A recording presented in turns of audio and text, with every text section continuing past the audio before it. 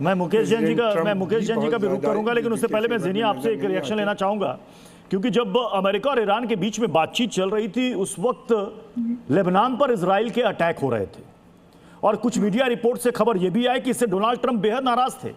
यहां तक कि उन्होंने नेतन्याहू को, जो मीडिया रिपोर्ट्स बताते हैं सोर्सेज के हवाले से, उन्होंने नेतन्याहू को पागल तक कह दिया था कि तुम पागल हो क्या, यहां पर बातचीत चल रही है और आप अटैक कर रहे हो। तो इस पूरे इस वॉर में 2.0 में इसमें आप इजराइल की क्या भूमिका देखते हैं?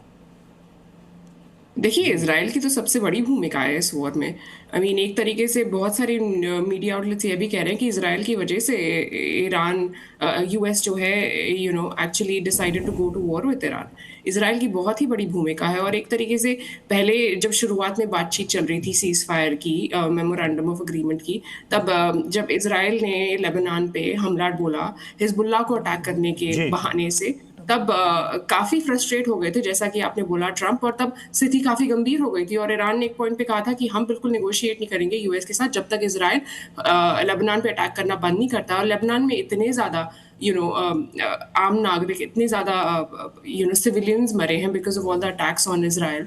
It's actually a very severe situation in Lebanon, all because of Israel। और एक तरीके से इजराइल की बहुत ही बड़ी भूमिका है, जैसा कि मैं आपको कह रही हूँ, न्यूज चैनल्स यहाँ पे कॉन्स्टेंटली रिपोर्ट कर रहे हैं और ये क्वेश्चन कर रहे हैं ट्रंप को कि क्या इजराइल की वजह से आपने you're going to war with Iran because you're impacting customers here, people are struggling here, people are struggling to pay bills, oil prices इतनी हाई हैं, इंडिया में, चाइना में, सब जगह ऑयल प्राइसेस इतनी बढ़ गई हैं, countries are tapping into their emergency oil reserves now at this point, क्योंकि स्टेट ऑफ हॉर्मोज से अब उतना 1/5 of the world's oil traffic goes through the state of Hormuz, और अब आधे से भी कम जा रहा है। 3 टैंकर्स को अटैक कर दिया ईरान ने।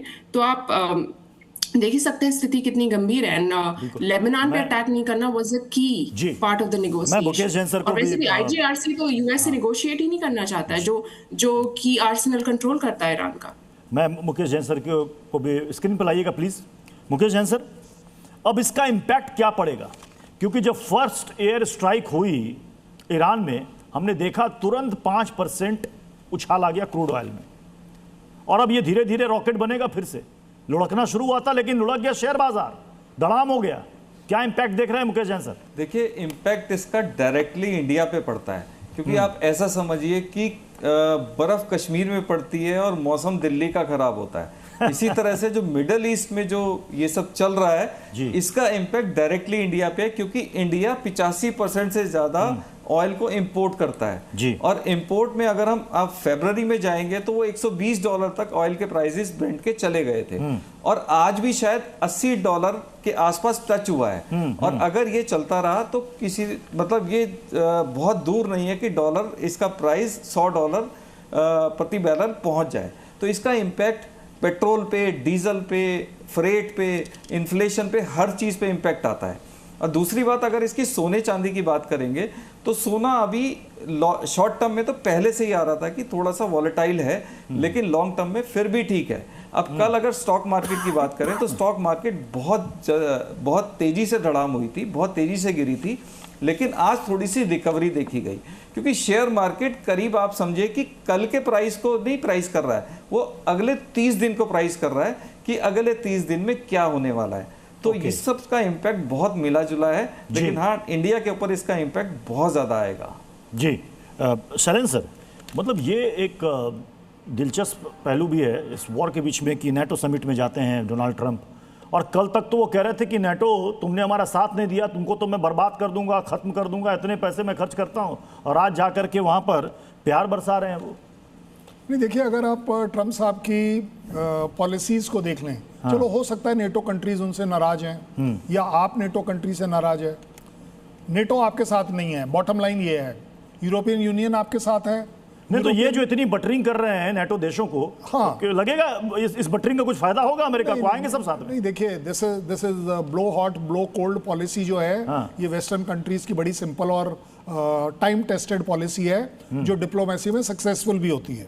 लेकिन मैं कह रहा हूं कि चलो नेटो को छोड़ दो, यूरोपियन यूनियन को छोड़ दो, यूएस में आपकी क्या पॉपुलैरिटी है इस लड़ाई को लेकर? 61% पीपल ऑफ यूएस सेड कि ये लड़ाई बाय चॉइस ट्रंप की है। और बाय द वे, दुनिया में आप कहीं पर पढ़ रहे हैं ये लिखा हो US is on a war with Iran? No, everywhere it is saying Trump is on a war with Iran, unfortunately. So what does that mean? उससे भी बड़ी बात जो अभी हम थोड़ी देर पहले कर रहे थे, नहीं, इसमें मैं उनका 2 पॉइंटर मैं आपको पढ़ता हूं। देखिए, ईरान युद्ध पर अमेरिका का बयान, डोनाल्ड ट्रंप का, नाटो देशों से बस एक चूक हुई है, मतलब ये खुद बता रहे हैं कि उनसे चूक हो गई क्योंकि तुमने हमारा साथ नहीं दिया। सभी देश अमेरिका से बहुत प्यार करते हैं, सभी नेता मेरे काम को पसंद कर रहे हैं, और सभी नेताओं ने, नाटो नेताओं ने मुझसे कहा है सर हम आपसे प्यार करते हैं और आपके साथ हैं। इनको बताने की क्या जरूरत पड़ रही है? प्यार मैं भी करता हूं, प्यार मैं भी करता हूं मिस्टर ट्रंप आपसे। हाँ। भाई बेचारे आदमी से कौन प्यार नहीं करेगा? हाँ। इस समय आप उस बेचारे वाली हालत में हैं, आपकी रिपब्लिकन पार्टी आपके साथ नहीं है, आपकी यूएस अवाम आपके साथ नहीं है, आपका सीनेट आपके साथ नहीं है, आपकी कोई पॉलिसी नहीं है, और अगर जहां तक बात आ रही है बेचारे के तौर पर कि you are number 1 on the hit list, okay fine. Mister Trump ये भी जवाब दे दो, आपने तो ओपन डिक्लेरेशन किया था कि खुमैनी सीनियर और जूनियर को आप निकालेंगे। आपने कहा है किसी और के बारे में तो वो इंसानियत हो गई, और आपके ऊपर अगर थ्रेट आ गई तो वो दुनिया की थ्रेट हो गई। मुझे नहीं लगता कि कहीं से भी कोई लॉजिक हो सकता है कि आप ये जस्टिफाई करें कि US is on a war with a country because you are on target list. कौन सा ऐसा यूएस का प्रेसिडेंट है जो टारगेट लिस्ट में नहीं होता है? आप कोई एक बता दीजिए। अरे भाई, आप एक पावर हैं, आपका प्रेसिडेंट कई डिसीजंस लेता है जो फेवरेबल है, नॉन फेवरेबल है, बट दैट डजंट मीन कि आप एक लड़ाई मोल ले लेंगे अपने देश के लिए और उसकी इंप्लीकेशन पूरी दुनिया के ऊपर डाल देंगे कि भाई मैं हिट लिस्ट में हूं। इसलिए आप दोनों ने साइन, मैं हर बार कहूंगा आप दोनों की जिम्मेवारी है, ईरान एंड यूएस। आपने या तो साइन करते समय दो ही स्टेकहोल्डर्स हैं, अमेरिका और ईरान दोनों की जिम्मेदारी है। यस।